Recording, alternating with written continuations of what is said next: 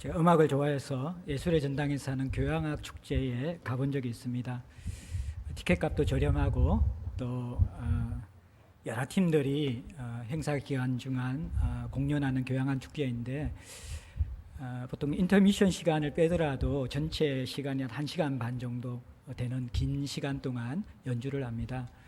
근데 그 연주자들 가운데서 이 바이올린이나 이런 연주를 하는 사람들은 거의 대부분 이 연주 시간 내내 연주를 하고 있는데 독특하게 이 심벌저를 치는 사람 또는 팀파니를 치는 사람, 이런 사람들은 어떤 때는 나오지도 않아요. 이게 곡에 따라 가지고는 이 심벌저나 팀파니가 들어가지 않을 때는 무대에 나오지도 않고 마지막 이제 큰 대곡을 연주할 때 그때 한번 나오는데, 이 사람이 하는 게 고작 해봐야 길게는 10초고 어떤 사람은 한 번 짱 하는 게 그 1시간 반 동안의 전체적인 연주의 전부일 때가 있습니다. 근데 그 사람을 주목해서 보면요, 자기 차례가 오면 평생 가만히 앉아있다가 가만히 있어 정말. 그러다가 이제 심벌저를 손에 딱 쥐고 딱 일어서고 나서 이렇게 심호흡을 가르면서 이렇게 하고 있더라고요. 그러면서 이 음악이 절정에 다다라서 이 교향곡이 클라이막스에 이르를 때 그때 하면서 빵 터뜨리면요, 그때 사실 이 교향악이 완성되는 거죠.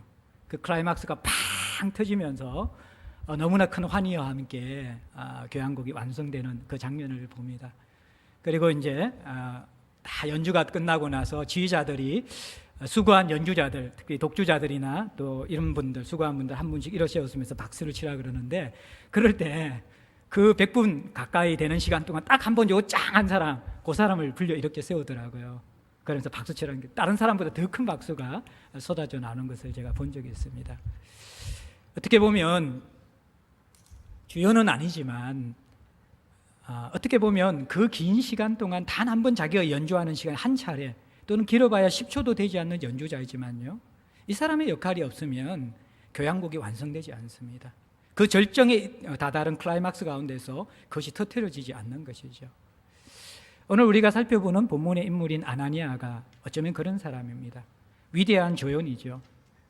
아나니아는 성경에서 오늘 본문에만 등장합니다. 사실 한 번 더 등장하기는 해요. 어디에 등장합니까? 사도행전 5장의 아나니아 그러면 좀 곤란합니다.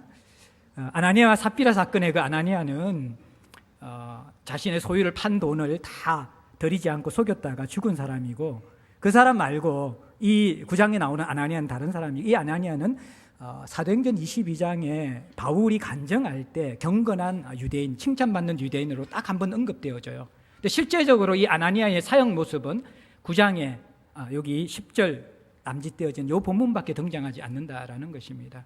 조연인 것이죠. 그러나 아나니아가 없이 어떻게 이 회심한 사울이 기독 공동체에 받아들여지며 하나님 나라의 사람으로 세워질 수 있을까요? 아나니아는 가장 작은 역할을 하지만 어떻게 보면 위대한 조연의 역할을 하는 것입니다. 한국 초대교회 때도요, 우리가 잘 알고 있는 언더우드 아펜젤로와 같은 선교사님들, 물론 훌륭한 분들이고 그분으로 인해서 한국의 복음화의 기초가 놓아졌습니다. 그러나 실제적으로는 위대한 조연들이 있었던 것이죠. 제가 말씀드렸던 전도 부인이라고 아시죠? 까만 치마에 흰 저고리를 입고 나서 자신의 삶을 들여서 남자들이 들어갈 수 없는 사랑방 안방에 들어가서 부녀자들에게 복음을 전했던 전도 부인이 없었다 그러면요, 서민들이, 아녀자들이 하나님 나라의 복음을 받아들일 수 없었을 거예요. 이름도 없이 빛도 없이 수고했던 그 위대한 조연들 때문에 우리나라의 복음은 깊이 스며들 수 있었던 것입니다. 오늘 우리는 어떻게 보면 세상으로 볼 때는 화려하지 않지만, 큰 직분을 가지고 위대한 일을 하지 않지만, 그의 자리에서 하나님 앞에 충성되게 준비되어서 단 한 차례 사용될 뿐이지만, 그러나 하나님이 꼭 필요할 때 사용하실 수 있던 사람 아나니아, 이 사람의 인물됨을 좀 살펴보기를 원합니다. 하나님은 오늘날도 이런 사람을 찾고 계시거든요. 화려하고 유명한 사람이 아니라 이름도 없고 빛도 없지만 하나님과의 깊은 관계 속에서 견고하게 세워지고 하나님 안에서 깊이 일꾼으로 세워진 사람, 아나니아와 같은 사람들을 통하여서 이 땅에 주께서 세우고 싶어하는 사람, 회심시키고 싶은 사람, 일꾼으로 세우고 싶은 사람들을 돕는 그런 사람으로 부르시기를 원하시는 것이죠.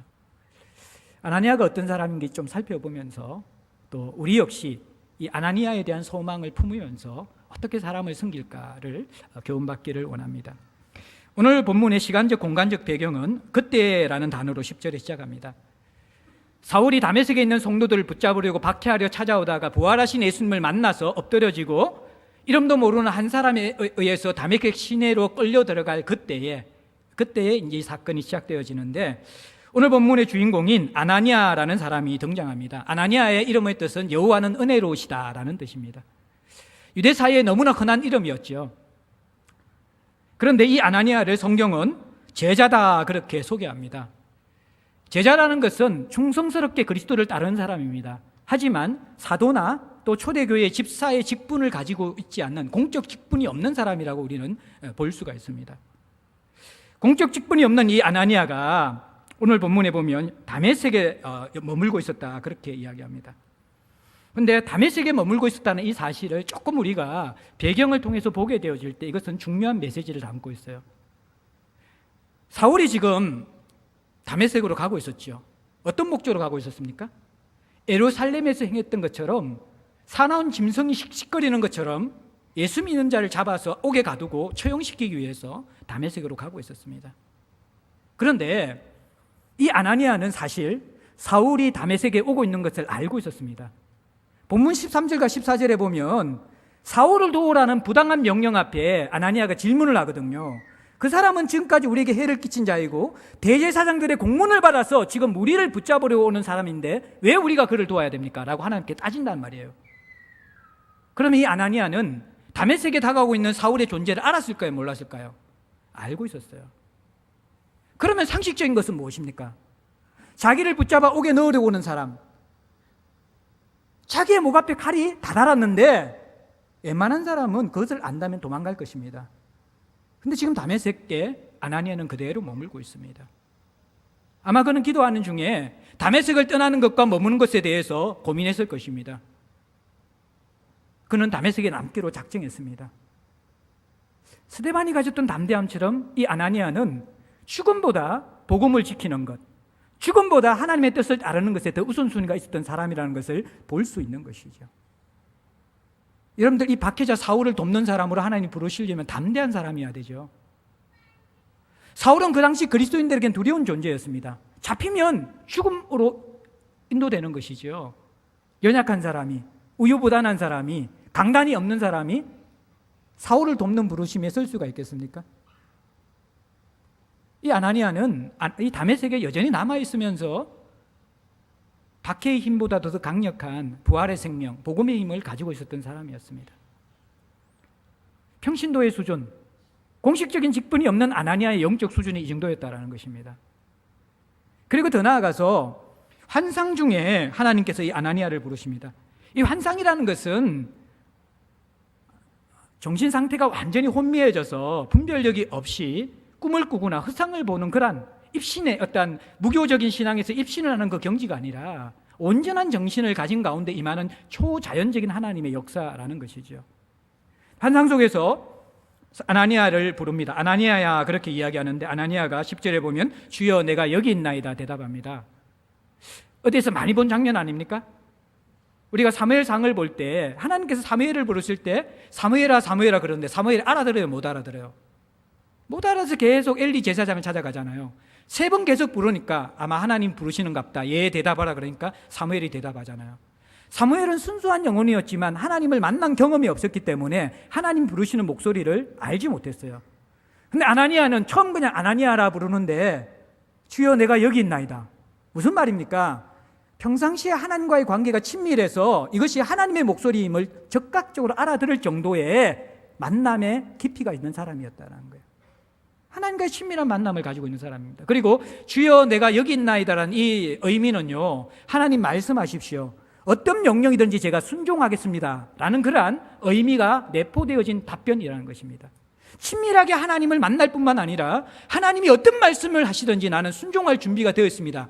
그것이 바로 주여 내가 여기 있나이다 그러한 답변이라는 거예요.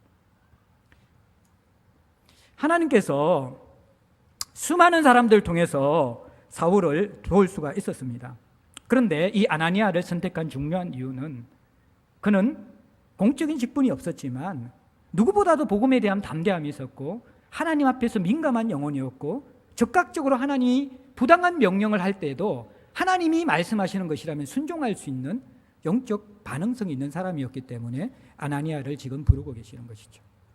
그래서 아나니에게 이제 지시를 주십니다. 어떤 것을 명하시냐 그러면 주께서 이르시되 일어나 직가라 하는 거리로 가라. 이 직가라는 것은 말 그대로 곧은 길입니다. 똑바른 이어진 길. 다메섹의 동서를 가로지르는 도로인데 이것이 길이가 1.6km예요. 그리고 넓이가 15m 정도 되는 거예요. 당시 도로 사정을 봤을 때는 엄청나게 넓은 도로지요. 그 직가라는 큰 길 그 가운데 유다의 집이 있는데 그 유다의 집안에 지금 사울이라는 사람이 기가하고 있다는 것입니다. 그런데 이 유다의 집에 있는 사람이 그냥 사울이 아니라 다소 사람 사울이라 그럽니다. 다소는 당시에 길리기아의 수도이고 50만 명 이상의 인구가 모여 사는 큰 도시였고 교육과 경제의 중심지였습니다. 다소 출신이라 그러면 아주 자부심을 가질 수 있는 것인데 다소 출신 사울이라는 것은요, 지금 이 아나니아가 도와야 될 사람이 다름 아닌 예루살렘에서부터 그리스도인들을 박해하고 지금 다메섹의 성도들을 붙잡으러 온 그 사울이 맞다라는 것을 하나님께서 가르쳐 주는 것이죠. 그래서 그 사람을 도우러 가라 그렇게 이야기합니다. 그 찾으라고 이야기하면서 사울이 지금 11절 후반절에 어떤 상태라 그런 거예요? 그가 기도하는 중이다 그렇게 이야기해요. 사울은 아시다시피 지난 본문에 강력한 하늘의 빛 가운데 엎드려졌고 사람의 손에 의해서 끌려가서 보지 못한 채로 그는 큰 영적인 충격을 가지고 먹지도 마시지도 보지도 못한 상황 가운데 3일을 지내고 있었습니다. 엄청난 충격이었죠. 제가 지난주에 말씀드린 것처럼 이 회심은 하나님이 주도하시는 것이고 회심은 이 초자연적으로 뭔가 빛이 임하는 것이고 신비한 음성을 듣는 것이 회심의 본질이 아니라 하나님이 주도해서 우리 인생에 들어오는 것이고 그리고 우리가 예수 그리스도라는 인물에 대해서 그 개인적인 예수 그리스도에 대한 인격적인 반응이 바로 회심의 시작이라고 그랬어요. 그래서 사울이 주여 누구시니까 질문하잖아요. 이 질문이 회심의 중요한 질문이거든요. 그런데 하나님께서 예수님께 부활하신 예수님께서 나는 네가 박해하는 예수라 충격을 받는 것이죠. 사울은 평생을 하나님을 위해서 살아온 자였고 하나님의 의를 위해서 열심을 다하는 자라고 생각했는데 자신이 박해하는 자인지를 부활하신 예수님을 통해서 알게 된 거예요. 회심하지 못한 사람들은 열심을 가지고 일하는데 그것이 때로는 예수를 박해할 수 있어요. 주의 몸을 박해할 수 있는 자들이 될 수 있어요. 정말 회심하게 되면 어떻게 되어집니까? 자기 의가 다 깨어지고 물같이 엎드려지고 이 빛 앞에 엎드려지고 음성 가운데 주님 앞에 엎드려지고 이 다을처럼 꼬꾸러져야지 자기의 죄성을 깨달아야지 그때부터 주님께서 설 수 있는 일꾼이 될 수 있어요. 다메섹으로 똑바로 고개를 쳐들고 달려가던 사울이 아니라 납작 엎드려지고 사람의 손에 끌려가는 사울이 결국 하나님이 설 수 있는 사람이 된다라는 거예요. 그렇게 하나님께서 영적 충격을 주고 회심한 이후에 자신이 어떤 자인지를 주님 앞에 심각하게 돌아보고 육신의 눈으로 볼 수 없었던 자신의 실체를 바라보게 되어지고 하나님을 위해서 사는 줄 알았는데 자기 의로 똘똘 뭉쳐졌고 율법을 잘 지켰다고 생각했는데 그 마음속에 하나님의 사랑이 없는 그 자신을 바라보면서 그는 물처럼 녹아지면서 엎드려져 있었을 것입니다. 그러면서 하나님 앞에 기도하는 것이죠. 회개하면서 기도하는 것이고 주님 도대체 제가 이제 어떻게 살아야 됩니까? 눈이 깜깜해진 것뿐만 아니라 자신의 영적 인생도 깜깜해진 것이죠. 이제 어떻게 살아야 될지 모르는 그 상태에 낮아져 있는 것이 바로 지금 사울의 기도하는 모습이라는 거예요. 하나님은 사람을 쓰실 때 바로 이 자리로 집어넣으시고요. 우리가 기도가 무엇인가 생각할 때 머리와 입술의 기도가 아니라 사울의 기도와 같은 이 기도가 무엇인지 체험하는 것, 그것이 정말 우리가 하나님의 일꾼이 되기 위해서 필요한 영적인 체험이라는 것입니다.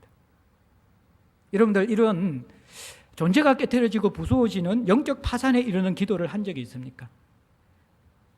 사울은 바리새인이었기 때문에 늘 습관적으로 기도를 한 사람입니다. 그런데 지금 아나니아를 기다리면서 주님 앞에 금식하며 기도하는 이 기도는 사울 평생의 처음이었을 것입니다. 기도는 내가 하는 것이 아니라 하나님이 나를 깨트려 이끌고 가는 것이 기도입니다. 그것을 경험해 보셔야 됩니다. 사울은 그렇게 녹아지는 것이죠. 무너지는 것이죠. 처절하게 깨트려지는 것이죠. 오늘날 우리는 너무나 분주하고 바쁜 삶을 살아가고 있습니다. 깊은 영성, 하나님 앞에 존재를 깊이 깨닫고 자신을 깨트리면서 하나님이 이끄시는 물같이 쏟아지는 그러한 기도의 자리에 들어가는 성도들이 좀처럼 드물다는 것입니다. 우리는 예배를 세우기 위해서 몸부림치는 공동체입니다. 그럼에도 불구하고 우리가 시간이 지나면 습관적인 예배자가 될 수 있어요. 많은 부분에 제가 이해가 되지만 하나님 앞에 숙제가 있어요. 왜냐 그러면 우리 청년들이 디모데 바울 때 날고기면서 정말 하나님 나라에 대한 꿈을 가진 경우가 많이 있어요. 근데 이제 결혼하면서부터 조금씩 무너지기 시작하고요. 애기 한 명 태어나, 우리는 애기 2명, 최소 3명이잖아요. 2명 키우는데 7년 대환란이라 그러거든요. 그러면 대환란의 기간을 겪으려면 가장 필요한 게 성도의 기도인데, 예배자의 자세인데, 우리도 모르는 사이에 그게 무너질 때가 많이 있어요.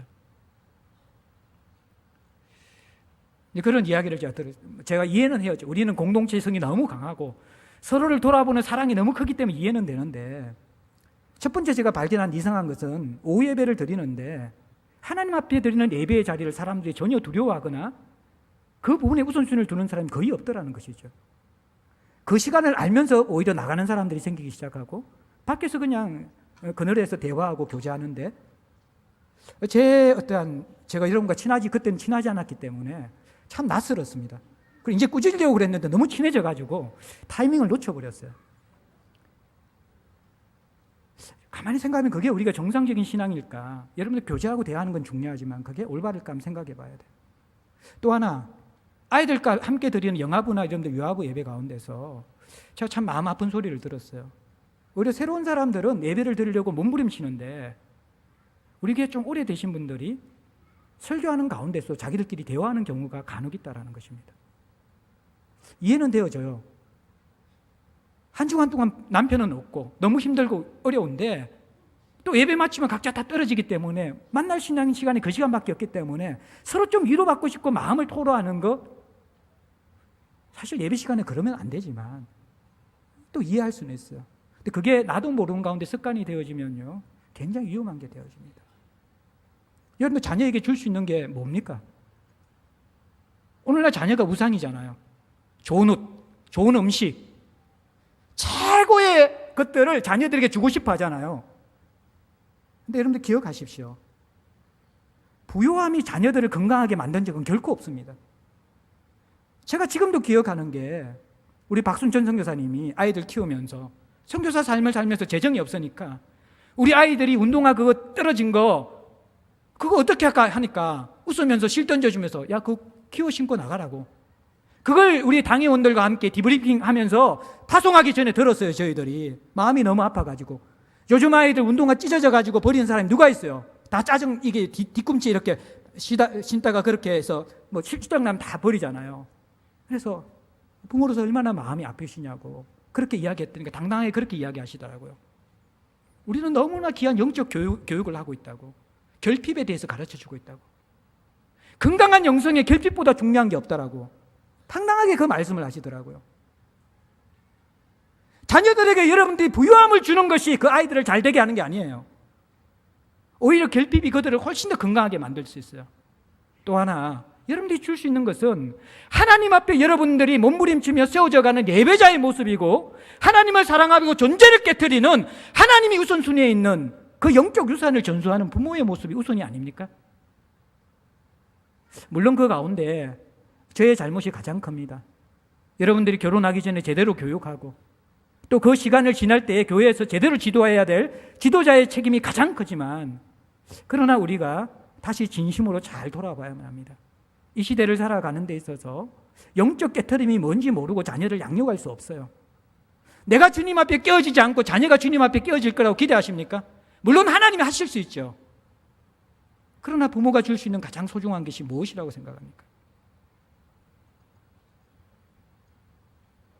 세상이 그렇게 만만하지 않잖아요. 자녀 양육이 만만하지 않잖아요. 하나님이 사울에게 감당케 할 그 부르심이 만만하지 않잖아요. 무엇부터 훈련시킵니까? 엎드리는 것도 훈련시키는 거예요. 영적 파산부터 훈련시키는 거예요. 존재가 깨트려져서 신음하는 기도가 무엇인지, 자녀를 위해서 그 기도하는 것부터 부모가 훈련되어져야지 자녀를 제대로 우리가 양육할 수 있는 것이에요. 하나님은 사울을 그렇게 물같이 무너뜨리면서 깨트리면서 일꾼으로 세우시는 것입니다.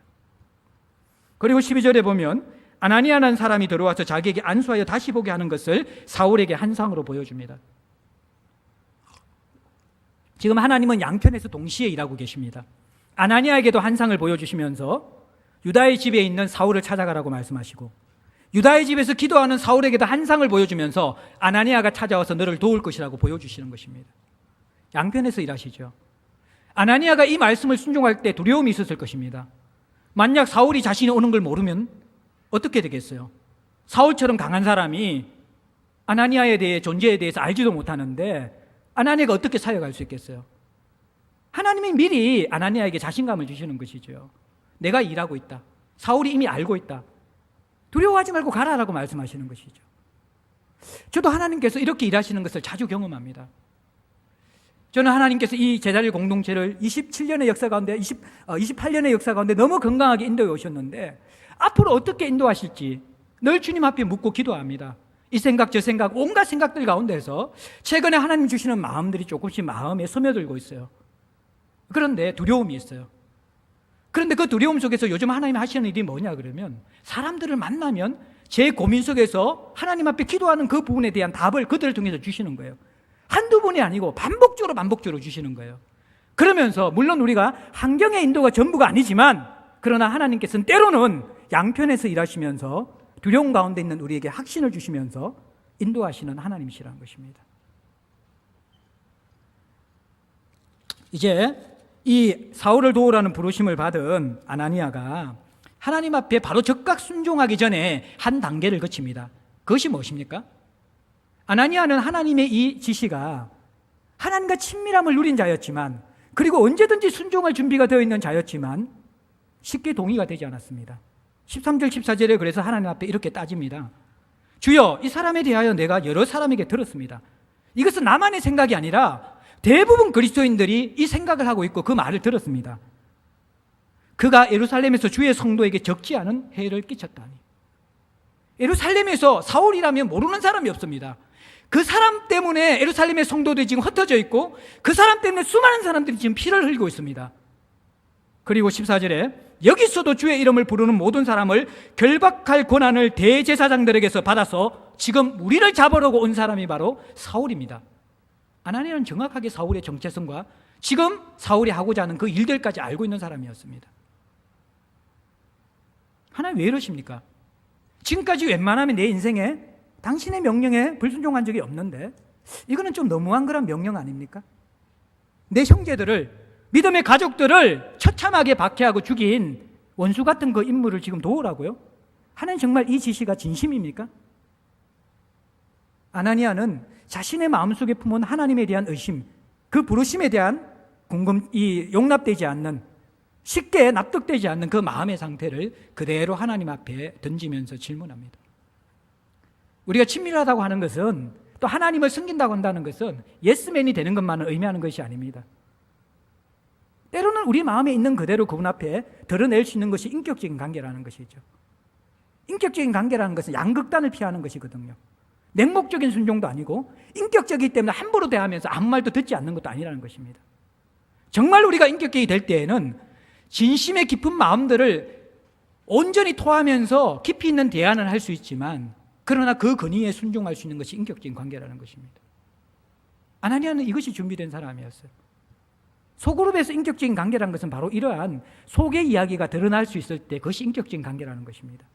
부부관계가 인격적이라는 것은 서로가 정말 깊이 있는 다른 생각들을 이야기하면서도 때로는 다툴 수 있지만 그 부분에 대해서 두려워하지 않고 서로가 오픈할 수 있는 것, 그것이 바로 인격적인 관계라는 것입니다. 그것이 되지 않기 때문에 우리는 피상적인 만남만 가지잖아요. 그러다가 참지 못하면 대화를 하는 것이 아니라 터뜨려버리잖아요. 공격해버리고 깨트려버리잖아요. 그것은 인격적인 관계가 아니라는 것입니다. 하나님과의 관계 대부분 사람들이 인격적인 관계를 맺지 못하고 있죠. 깊은 대화를 하지 않습니다. 그러다가 하나님 앞에 억울하고 분노가 쌓이면 어느 순간에 팍 터지면서 하나님 삿대질하면서 그런 경우가 많이 있잖아요. 아나니아가 인격적인 관계를 가지고 있는데 그는 마음에 숨은 것을 이야기할 수 있는 친밀함이 있었습니다. 그런데 하나님이 어떻게 대답하십니까? 15절 16절에 주께서 이르시되 가라, 이 사람은 내 이름을 이방인과 임금들과 이스라엘 자손들에게 전하기 위하여 택한 나의 그릇이다. 그가 내 이름을 위하여 얼마나 고난을 받아야 할 것을 내가 그에게 보이리라 하시니라. 그렇게 답변을 해 주십니다. 아나니아는 사람은 좀처럼 변하지 않는다는 것을 알고 있었습니다. 우리도 그렇게 느끼잖아요. 사람처럼 변화되지 않는 존재가 없기 때문에 박해자였던 사울이 변화되지 않을 것이고 그를 도와줘봐야 나중에 우리에게 해를 끼치는 인물이 될 수 있다라는 그런 생각을 했을 것입니다. 근데 하나님의 대답은 이 아나니아의 질문에 대한 답변을 하지 않아요. 왜 박해자를 내가 도와야 됩니까? 거기에 대해서 아나니아가 어떤 이렇게 막 설명을 하는 것이 아니라 하나님의 계획을 선포하시거든요. 왜냐 그러면 하나님 보시기에 어떤 의미에서 사울이나 아나니아나 똑같은 사람입니다. 모두 죄인이기 때문에 그렇습니다. 하나님의 부르심을 받는데 자격이 있어서 부름받는 사람은 아무도 없다라는 거예요. 큰 착각이에요, 그것은. 우리는 다 아나니아와 같은 생각을 가지고 있거든요. 나는 부름받기에 합당한 사람이고 저 사람은 부름받기에 부족한 사람이야. 그 근거가 어디에 있습니까? 자기 의의 기준 아닙니까? 하나님은 그것을 우습게 보는 거예요. 내 눈에는 똑같은 죄인이라는 것입니다. 그리고 하나님의 주권적인 은혜가 아니고는 사람들은 하나님 앞에 부름받아 나올 수 없는 존재라는 것입니다. 하나님 입장에서 그 답변할 가치가 없는 거예요. 똑같은 존재라는 거예요. 너도 내가 불러서 나온 것이고 사울도 내가 불러야만 나온 것이다. 내가 주권적으로 부르는데 거기에 대해서 너가 무슨 토를 달 수가 있느냐. 그것도 은혜로 부르는 것인데, 사랑으로 부르는 것인데, 나는 이 사울을 불러서 계획이 있는데 내 택한 그릇으로 만들겠다. 그것도 이스라엘 자손뿐만 아니라 이방인들과 임금들에게도 복음을 전하는 자로 만들겠다. 실제로 사울은 유대왕 아그리빠와 로마 황제 가이사와 유다 총독 벨릭스와 베스도에게 복음을 전합니다. 정말 위대한 일을 하죠. 엄청난 일을 감당하게 되어지죠. 이 이야기를 듣는 아나니아의 마음이 배가 굉장히 아팠을 것 같아요. 나는 직분도 없이 지금까지 평생 수고해 왔는데 박해하는 사울을 세우면서 쓰겠다는 게 임금들 앞에도 복음을 전하는 사람을 세우겠다는 거예요. 엄청난 것 아닙니까? 근데 16절이 위로가 되었을 것 같아요. 하나님 요거 안 해도 되는데 왜 말씀해 주실까요? 16절에 보면 그가 내 이름을 인하여 얼마나 고난을 받아야 할 것을 내가 그에게 보이리라. 제가 덜성화되어서 이 말씀을 읽으면서 아나니아의 입장이 되어지니까 미소가 올라오더라고요. 그렇지, 고난받아야지. 네? 사울이 박해했잖아요. 성도들이 고난받았잖아요. 자기도 고난받아야지. 근데 사실 이 고난은 그 의미의 고난이 아니에요. 사울이 성도를 박해했기 때문에 고난이 아니라 우리가 하나님 나라를 위해서 살아가는 것, 그 부르심이 고난의 길이라는 거예요. 디트리 보네프가 그리스도인을 부를 때 하나님은 우리를 와서 죽으라고 부르시는 것이다. 그 부르심은 모두가 예외가 없습니다. 우리 모두가 그리스도인을 부를 때, 메시아 족속으로 불러질 때 우리의 사명, 우리의 부르심은 와서 죽으라는 것입니다. 하나님의 미랄이 썩어져 죽는 곳에서 30배, 60배, 100배의 결실이 맺어지기 때문에 하나님 나라의 부르심은 다 죽으라는 부르심입니다. 근데 그 죽음 속에 부활의 생명이 임하는 역설적인 부르심인 것이죠. 또 이것을 말씀드리면요, 하나님 나라의 부르심은 생명을 내던져도 고난과 맞바꿔도 아깝지 않는 존귀한 부르심이고 마땅하게 우리를 드릴 수 있는 부르심이라는 것입니다. 사실 세상에 가치 있는 것을 얻기 위해서는 다 우리는 고난을 받고 죽을 힘을 다해서 합니다. 직장생활 죽을 힘에 다해서 하죠. 자녀 양육 죽을 힘을 다해서 하죠. 세상에서 가치 있는 것은 다 죽을 힘을 다해서 하는 것이에요. 썩어질 세상에 가치 있는 것도 죽을 힘을 다해서 하는데 영원한 하나님 나라를 위해서 싸우는 우리들의 삶이 죽을 힘을 다해서 싸우는 거, 그게 이상한 게 아니죠. 죽을 힘을 다해서 싸우다가 정말 살게 되는 게 하나님 나라의 부르심이라는 거예요. 사울은 그 부르심 속에 하나님 앞에 지금 이끌림 받고 있는 것입니다. 여러분들, 오늘 이 아나니아 영성은 제가 이미 말씀드렸고 친밀함과 두려움이 함께 있는 영성이고, 하나님은 사람에 대한 깊은 섭리를 가지고 있습니다. 가장 이 그리스도인들을 박해하는 사울을 변화시켜서 그 어떤 사람도 변화되지 않을 사람이 없다라는 것을 보여주시면서 사울을 바울로 변화시키는 것이죠. 그래서 우리에게 주는 위로는 무엇입니까? 아나니아는, 그리고 대부분 우리들은 사람들의 가금만 바라봅니다. 잠깐만 윗옷을 벗어도 되겠습니까? 올해 처음, 오늘 너무 더운 것 같아가지고 여러분들 보시기에도.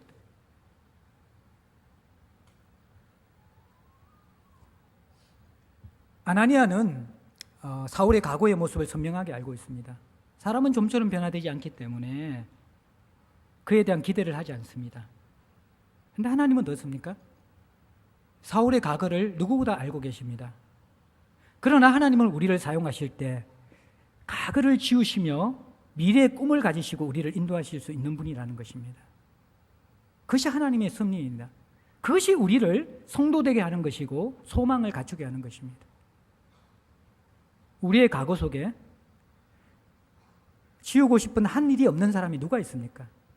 하나님 앞에 이 모세가 간직하고 있었던 그 부르심 앞에서 마음이 걸려져 있었던 자신의 손으로 피를 흘리고 사람을 죽였던 그 자신의 부르심 가운데 걸림이 되는 우리 인생에 수치스럽고 하나님 앞에서 사람 앞에서 보이기 싫은 과거가 없는 사람이 누가 있어요? 우리 인생에 다 있다라는 거예요.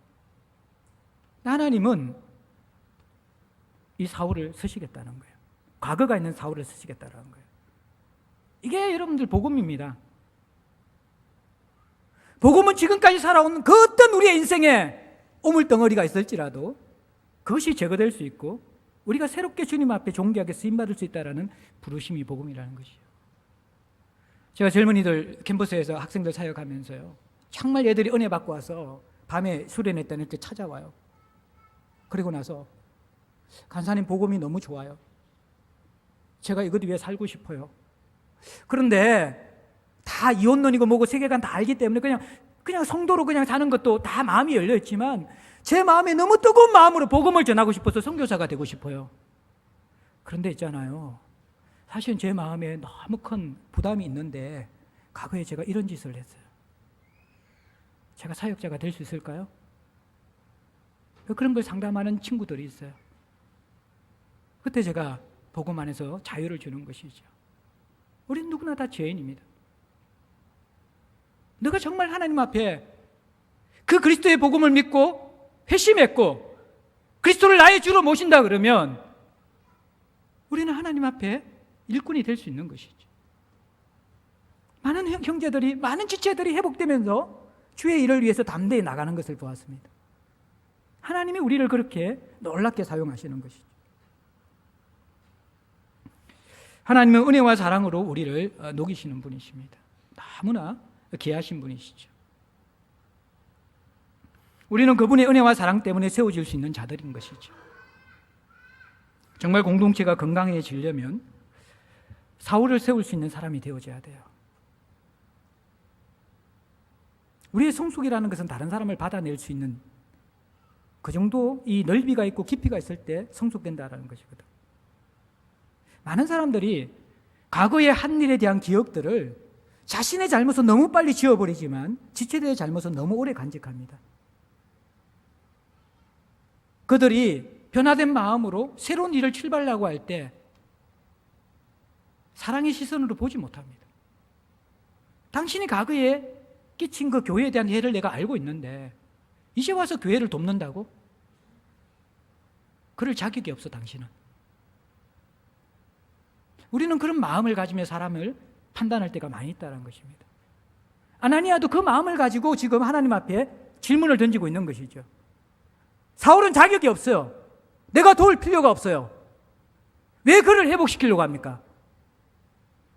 하나님은 그가 나의 택한 그릇이라고 이야기합니다.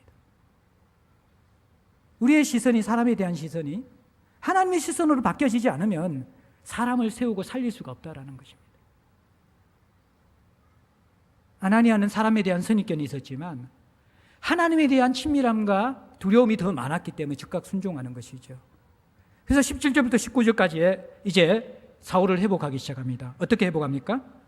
아나니아가 떠나 유다의 집에 들어가서 사울에게 안수하면서 이르되 형제 사울아, 그렇게 부릅니다. 형제 사울아.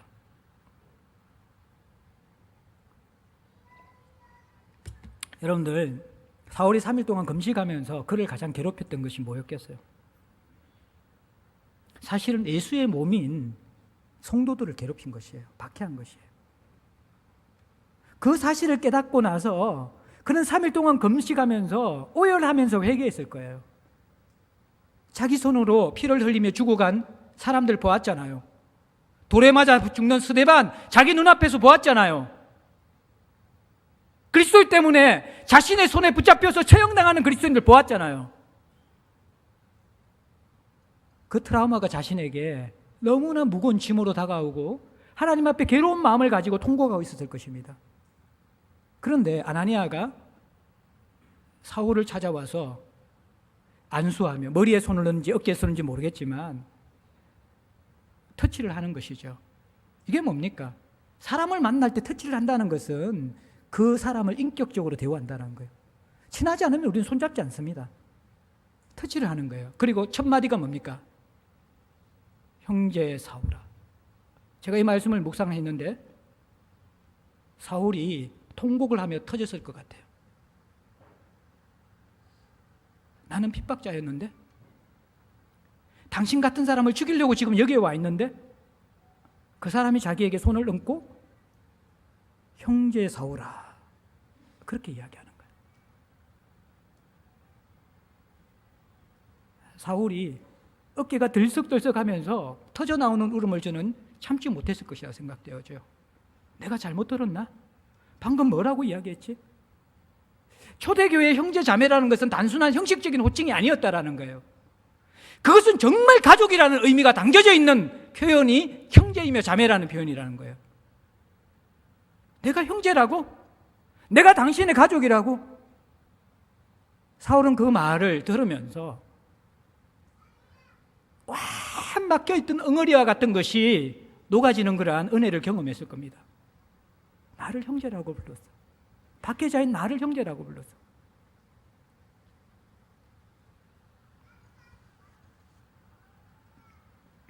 예수께서 나를 보내어 너로 다시 보게 하시고 성령으로 충만하게 하신다. 이제 하나님이 나를 통해서 너를 다시 보게 하실 거야. 그리고 성령을 부어주실 거야. 18절에 즉시 사울의 눈에서 비늘 같은 것이 벗어져 다시 보게 된지라. 사도행전의 기록자가 누가 의사였기 때문에 이 상황을 정확하게 묘사하는 것 같아요. 비늘 같은 것이 덮여져서 이렇게 떨어지면서 눈이 다시 보게 되었더라고요. 하나님은 이 아나니아를 통해서 사울의 시선을 새롭게 해줍니다.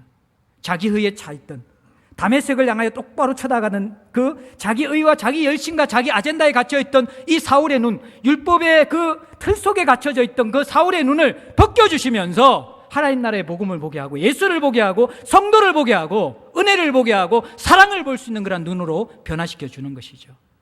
시선을 바꿔줍니다.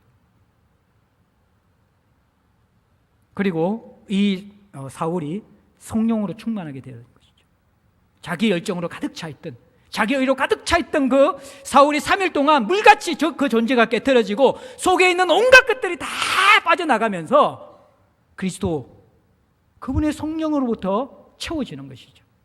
새 사람이 완전히 새로운 피조물이 됩니다. 시선이 바뀌고 존재가 새롭게 되어지고 세례를 받습니다. 세례는 하나님을 향해서 방향을 돌리는 것이죠. 이제는 그가 살아가야 될 방향이 분명해진 것이죠. 자기 의와 율법의 의가 아니라 예수 그리스도의 십자가의 은혜와 하나님 나라를 향한 부르심 속에서 방향을 틀고 부활하신 예수를 향하여 달려가는 사도의 삶으로 전향하는 것이죠. 완전히 사울이 변화됩니다. 이 변화 과정 가운데 아나니아는 형제 사울아 그러면서 끌어안으면서 그를 돕는 것이죠. 보게 해줍니다. 그리고 또 세례를 줍니다. 거기에 더 나아가서 여러분들 19절에 보면 음식을 먹도록 합니다. 3일 동안 굶었던 이 사울, 기진에 있는 이 사울에게 아마 그가 먹을 수 있는 유동식을 줬겠죠. 그 사울을 극진하게 접대하고 환대합니다. 더 나아가서 여러분들 19절 후반절에 보면 사울이 다메섹에 있는 제자들과 함께 며칠 있을세. 무슨 말입니까? 사울이 이제 아나니아와의 가족관계만 회복했을 뿐만 아니라 다메섹 공동체의 가족으로 받아들여서 그들과 교제 속으로 들어갔다는 것이에요.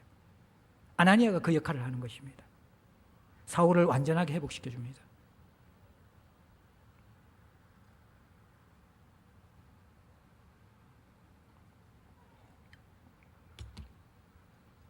오늘 우리는 이 하나님 나라의 숨은 일꾼 아나니아를 살펴봅니다.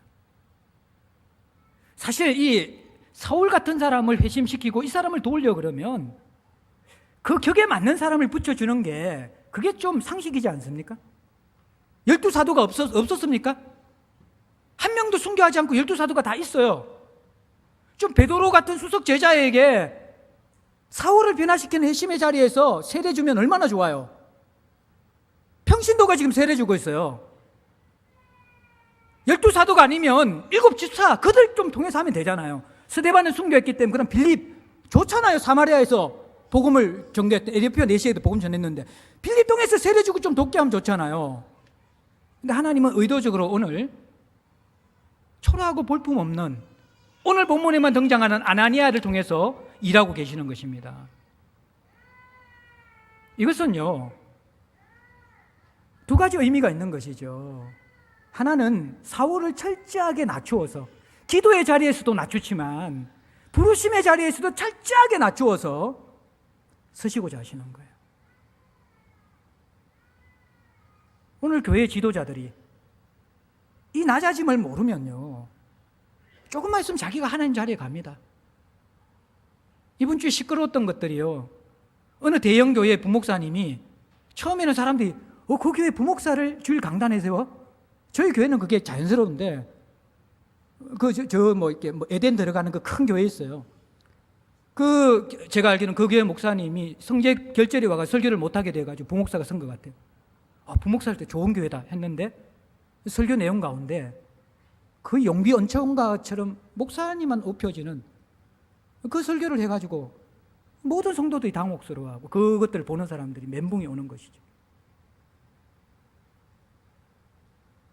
교회가 그렇게 되어져요. 제 친구 한 명이 요 근처에 어떤 되게 큰 교회, 거기에서 결혼식이 있어서 주례를 했어요. 주례 전에 거기 부목사님에게 교육을 받았어요. 그리고 그분의 책 저술과 기념품 선물을 잔뜩 주고 나서 한 가지만 부탁하는데 결혼식 마치기 전에 자기에게 강구할 시간 3분만 달라고 그러는 거예요. 그게 줬어요. 나오셔가지고 그 결혼식 때 아무 상황도 없는데 3분이 아니라 10분 동안 담임 목사님 자랑하고 들어가더래요.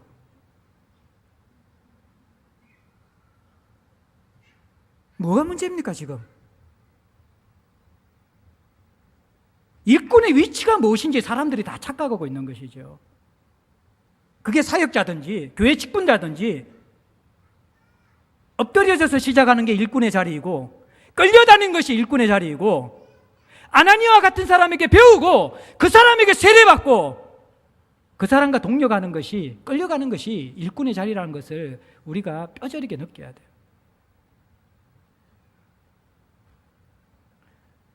이번에 수련회 때 주강사였던 그 목사님이 하는 하나님 나라 복음 DNA 세미나가 있어요. 제가 일기에 거기에 참석했고 우리 목사님들 다 모시고 참석했고 그다음 심화 과정 다 보고 나서 그분이 특별하게 우리 교회 교역자들에게 배려를 해가지고 이 12주, 13주 과정이 되어지는 그 1:1 양육 코스를 거기에 이미 하고 있는 목자들과 연결시켜서 경험할 수 있도록 해주시는 그런 은혜를 주셨어요. 그래서 우리 사역자들 다 1:1로 해줬는데 저도 해달라고 그랬어요. 근데 찾았는데 사람이 안 나와요. 담임 목사라 그러니까 다 부담스러워 나는 안 하겠대요. 그 목자들이. 어쩔 수 없이 목사님 한 분을, 저보다 나이 어린 목사님 한 분을 제게 붙여줬어요. 제가 왜 그랬을까요? 저는 20년 동안 소그룹을 했고 원도원 했던 사람이에요. 그분의 그 교재는 모르지만 그와 비슷한 강의안들이 저에게 이만큼 쌓여 있어요. 그럼에도 불구하고 저는 함께 겸손하게 그 과정을 같이 가는 것이 맞다라고 생각해서 목사님들하고 같이 했어요. 그리고 그것도 제가 그분을 부른 것이 아니라 제가 그분이 있는 곳까지 매일 1시간씩 차 몰고 매주마다 1시간씩 차 몰고 가서 왔다 갔다 시간만 2시간이고 공부하면서 그렇게 13주를 보냈습니다. 거의 대부분은. 오늘날 우리가 이 겸손하게 좀 배우는 자리, 좀 누군가에게 자신을 낮추는 자리, 이것이 너무너무 훈련되지 않았기 때문에 성숙하지 못하는 것이죠. 데살로니가 교회가 영향력을 미친다는 그림 수련회 3사 그림 기억하시죠? 말씀이 선포되어지고 듣는 것까지는 잘 하는데 안 되는 게 본을 받고 본을 따르는 이 관계가 없을 때 그리스도인 가운데 가장 교만한 사람이 어떤 사람이에요? 자기 앞에 예수님밖에 없는 사람. 나는 본받을 사람이 예수님밖에 없는 사람. 왜냐? 그럼 자기가 최고라는 거거든. 그거는 내 앞에서 본받을 사람이 없는 사람, 영적 교만한 사람이라는 거예요. 누구든지 우리가 배울 사람이 있는 거예요. 하나님은 사울을 아나니아에게 이끄셔서 너 대단한 인간 아니라는 것입니다. 내 앞으로 장차 사도 바울이 될 사람이지만 그러나 너는 이 아나니아 같은 작은 사람에게도 이끌려갈 수 있고 도움을 받을 수 있는 사람이어야 된다는 거예요. 하나님이 아나니아의 숨은 일꾼을 사용하는 너무나 중요한 메시지입니다. 또 하나의 메시지는 무엇입니까? 우리는 다 사도 바울과 초대교회의 그런 12 제자가 될 필요가 없다라는 것입니다. 하나님이 정말 필요로 하시는 사람은 아나니아와 같은 사람이라는 거예요. 이 사람은 평생 한 사람, 어떻게 보면 다른 사람도 양육했지만 이 사도 바울의 핵심 가운데 도움을 주었는데 이 아나니아의 도움 때문에 결국에는 13권의 성경이 기록되어지고 소아시아가 유럽이 복음화되는 거예요.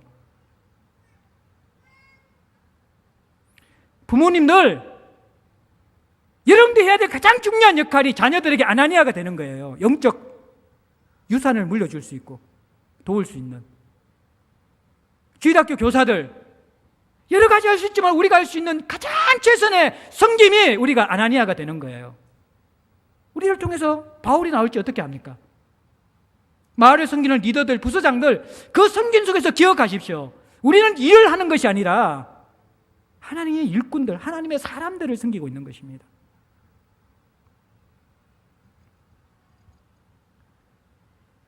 아나니아는 평신도였습니다.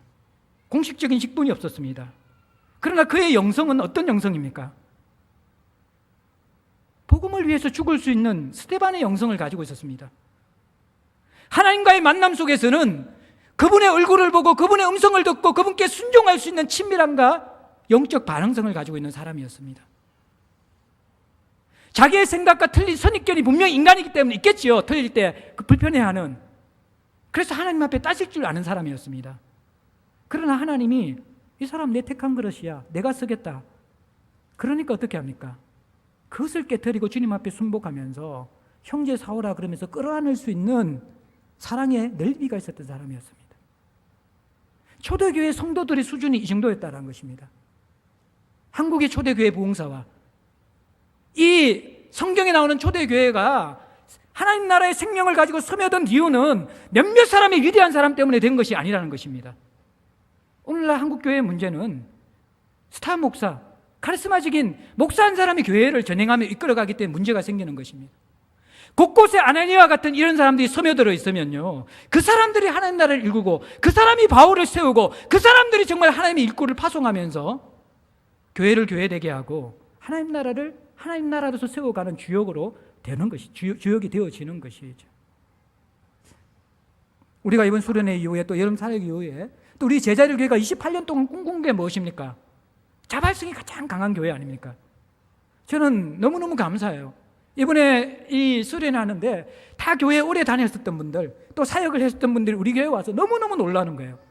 규모는 이것밖에 안 되는데 그 안에 베이비시터 운영하고 또 유년부 운영하고 또 밖에서 초등부하고 저쪽에 이렇게 청소년부하고 그 많은 선교들을 하고 또 해외에 선교하고 있고 지금 그런데 이 교회 학교, 이게 수련회 하는 정전 수련회 할 때 작년 수련회 말고 교회 학교 돌아가는 거 보면요, 웬만한 교회는 아무리 규모가 있어도 엉망이라는 거예요. 막 애들끼리 막 놀고 싸우고 뭐 간식 먹고 뭐 장난치고 공차고 막 엉망인데, 그럴 줄 알고 우리 교회를 한번 쑥 둘러봤는데 와, 우리 교회 성도들 짱이라는 거예요. 너무너무 잘생긴다라는 거예요. 우리 바장수련회 사역자들 그냥 같이 여러분들 앞에 같이 팀워크만 맞추지, 여러분들이 휴가 다 반납하고 나서 휴가를 거기에 쓰고 자기 해빈해가지고 섬기는데, 와, 제가 신구단체에서 20년 이상 수련회 인도해 봤지만요, 우리 교회 성도 정말 탁월해요. 우리가 가지고 있는 자발성과 이런 부분들 너무너무 감사하다는 거예요. 너무너무 감사해요. 근데 여기에서 이제 우리가 하나 더, 하나님께서 우리를 더 빛나게 하시고 아름답게 서기 위해서 아나니아와 같은 사람, 너무너무 이제 우리가 이러한 이 일과 또 교회를 한 사랑과 마음들, 이런 것들 너무너무 귀한데 이것이 좀 밑에 세대까지 좀 내려갔으면 좋겠어요. 여러분들이 토요일 날 청소할 때 40 이상 드신 분들만 청소하고 있어요. 지금. 제가 말씀드리잖아요. 여러분 아이들이 기어다니는 곳 지금 청소하고 있는 거예요. 한 달에 한 번, 아니면 몇 달에 한 번 여러분들 남편이 와서 교회 청소하고 있는 거거든요. 자매들이 정말 피곤하고 힘들지만 아이들 진료 와서 기어다니는 거 청소하는 거 조금만 배려해 주시고 동참할 수 있도록 좀 여러분이 도와주십시오. 그런 것들을. 그분들이 또 이 아나니아와 같은 믿음의 전수들이 내려가야 되잖아요. 20대도 30대도 좀 그렇게 살 수 있고 또 영혼을 품으면서 그렇게 이 교회가 세워져 가는 것들, 그렇게 되어지면 정말 우리 공동체가 더 풍성하고 아름다울 것 같아요. 제가 감사함이 너무 넘치지만 여러분에 대한 그런 고마움이 너무너무 넘치지만, 그러나 개혁교회는 끊임없이 개혁돼야 되고, 또 정말 우리가 이 사회에 나가는 세상이 너무 악하기 때문에 바울을 세워야 되잖아요. 그러기 위해서 우리가 아나니아가 되어야 되는 것이죠. 오늘 이 아나니아와 같은 숨은 사람들이, 우리 교회는 이런 진국 같은 사람이 너무너무 많거든요. 이것이 좀 더 여러분들에게 흘러나가서 밑에 세대에게도 흘러가고 옆으로도 흘러가고, 그러면서 또 이 아나니아와 같은 사람들이 있기 때문에 바울과 같은 이 회심자들이나 아니면 외부에서 온 사람들인데 우리와 다를 수 있는 사람들을 형제 사오라 그러면서 좀 품을 수 있으면서 함께 가족으로 끌어안고 동력자로 끌어안을 수 있는 이런 사람들, 우리가 지금까지 잘하고 있지만 일들을 계속해 나갈 수 있는 그러한 주의 몸된 제자들 교회가 되어지고, 또 한 사람 한 사람이 아나니아로 세워지는 은혜가 있기를 주의 이름으로 축복합니다. 우리 함께 찬송가 503장 드리겠습니다.